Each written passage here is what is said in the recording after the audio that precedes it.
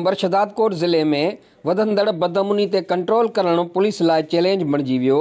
फुरूं, धड़ा, चोरियूं रोज़ जो मामूल बणियल शहरी सरापा एहतिजाज जमात इस्लामी ज़िले कंबर शहदादकोट जे सॾ ते सवें माण्हुनि शहर जे बस स्टाफ खां एहतिजाजी रैली कढी SSP ऑफिस अॻियां धरणो हणी अॻवाननि आवाज़ न्यूज़ सां ॻाल्हाईंदे चयो त तव्हांजी इंतज़ामिया जेको आहे उहा मुकमिल तौर ते नाकाम वई आहे।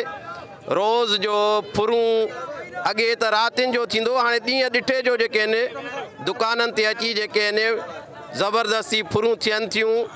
ऐं न सिर्फ़ु एतिरो बल्कि ताज़ो जेको आहे हिकु नौजवान जेको आहे सिर्फ़ु मोटर साइकिल छिनण जे उन ते उन मोटर साइकिल न ॾिनी आहे, उनखे जेके आहिनि शहीद कयो वियो आहे।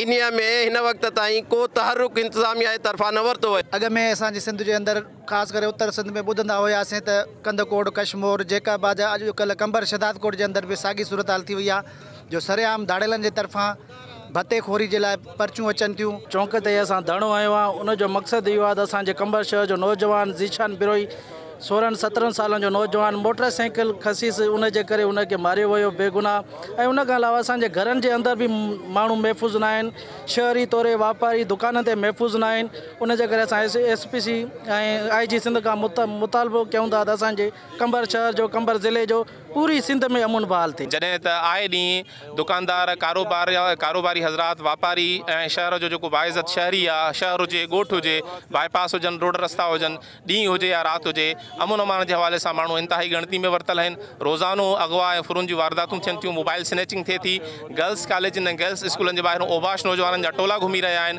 ऐं पुलिस बिल्कुलु बि पंहिंजी ज़िम्मेदारी पूरी नथी करे।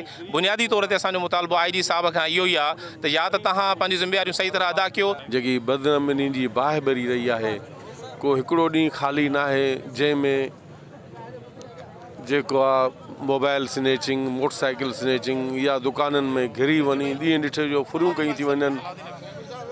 ॻाल्हि सम्झ में नथी अचे। इंतज़ामिया एॾे वसाइल जे बावजूदि पूरी लॉ एनफोर्सिस एजेंसीज़ जेके मुल्क जे हिफ़ाज़त लाइ ऐं रियासत जे जेकी ज़िम्मेदारी आहे उहा निभाइण लाइ ड्यूटी करे रहियूं आहिनि। पर अफ़सोस सां चवणो पए थो त इहे चोर, इहे जेके फोरू आहिनि या धाड़ेल आहिनि, छा आसमान मां अची रहिया आहिनि। असांजो एहतिजाज ज़िले में अमन अमान जी बहाली ताईं जारी रहंदो। कैमरामैन शोएब खोसो सां गॾु हाकिम कासकेली, आवाज़ न्यूज़ कंबर।